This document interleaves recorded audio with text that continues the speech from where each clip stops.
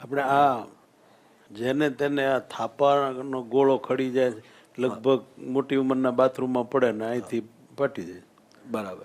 એટલે એ જ તમે જે કીધું ને એ બહુ જ, એટલે ઓસ્ટિયોપોરોસિસ. એટલે આમાં આપણે વાત ને કે મેં તમને વુલ્ફ્સ લો કીધો કે આપણે જેમ આપણી ઉંમર થાય ને જેમ આપણે મુવમેન્ટ ઓછી થવા માંડે એટલે હાડકાં બી વીક પડે. હવે વીક પડવા બે કારણ, એક તો આપણી ઉંમર થાય આપણો ઉપયોગ ઓછો થઈ ગયો, બીજું કે જે સ્ત્રીઓ હોય એ લોકોને હોર્મોન્સ ચેન્જ થાય મેનોપોઝ પછી, એટલે એ લોકોને બીકોઝ ઓફ એના કારણે પણ એ લોકોને હાડકાં વીક પડે. પાછું માલ ન્યુટ્રિશન કે ભાઈ ખાવા પીવાનું બરાબર ના હોય, ચોથું આપણે સનલાઇટ સરખી ના મળતી હોય, એટલે આ બધી વસ્તુ ધીરે ધીરે એ વીક પડી, એટલે હાડકું વીક પડી ગયું. હવે તમે મોટી ઉંમર આપણે પડી જવાનું કારણ કે મોતિયાનું કારણ, ફોર એક્ઝામ્પલ મોતિયો છે એટલે આપણે ઠેબુ ખાઈ ગયા, પગ સ્ટીપ થઈ ગયો અને મસલ તાકાત ઓછી છે એટલે પડી ગયા. હવે એ હાડકું એ વીક છે ને તરત બટકી જાય. હવે બટકે ને બે જગ્યાએ કોમન છે અહીંયા.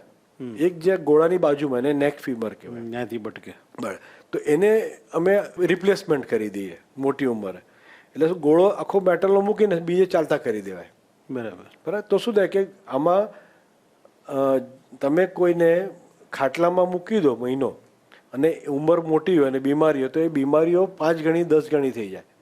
કારણ કે ખાટલામાં પડી રહે એટલે જાત જાતની નવી બીમારી આવે, એને બેડસોર કહેવાય.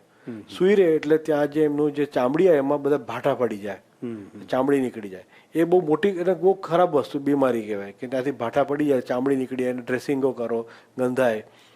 હવે પેશન્ટ બધું યુરિન ને બધું જે પાસ કરવાનું એ ખાટલામાં જ કરવું પડે, એટલે એ તકલીફ ઉઠી ના શકે. એટલે તમારે એને જલ્દી બેસાડ કરવા હોય તો એ જગ્યાએ તમે જલ્દી ફિટિંગ કરવું પડે. બરાબર. એટલે બોલ નાખીએ તો તરત ચાલતા બી કરી દેવાય. હવે કોઈ વાર એવું હોય કે ફ્રેક્ચર હજી એની બાજુમાં હોય અને ટુકડા થઈ ગયા હોય, બરાબર, ટ્રોકેન્ટ્રિક કે સબ ટ્રોકેન્ટ્રિક ફ્રેક્ચર કે એને સાઈડમાં થયેલું હોય, એની અંદર નવા નવા સળિયા આવ્યા છે, એમાં એ સળિયો મૂકીને ફિટ થાય. PFN ને બધું. બોલ શેનો મૂકે નવો બનાવીને? બોલ રેડીમેડ જ આવે. એ છે ને એલોઇસ કહેવાય, ક્રોમિયમ કોબાલ્ટ એ બધું મિક્સિંગ આવે મેટલનું, એનો બનેલો હોય. પણ માપ ન લેવું પડે?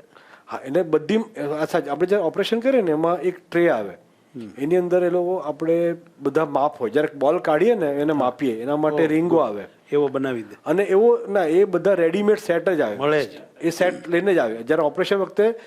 હવે એમાં તમે જે પરફેક્ટ જે પૂછ્યું, તમે જે કીધું ને કે જે ગોળો અલગ અલગ બધાનો હોય, એવી રીતે એનું જે સ્ટેમ અંદરનો જે મૂકવાનો છે ને એ બી અલગ અલગ હોય.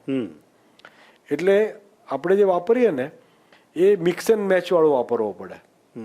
એટલે એમાં ગોળો સપોઝ હવે 41 નો આવ્યો અને એની સ્ટેમ બહુ પહોળી જ ને એ લાર્જ આવી, તો બંનેનું ફિટિંગ પેલા આપણે અલગ અલગ કાઢીને ફિટ કરીએ અમે પહેલા બહાર જ ટેબલ ઉપર, પછી એને અંદર નાખીને હાડકામાં ફિટ કરી દઈએ. વાહ. એટલે એક સાઈઝ બધાને ફિટ નથી થવાની. બરાબર. બરાબર. એટલે આપણે આ રીતનું એને મિક્સિંગ કરીને ફિટ કરી શકાય.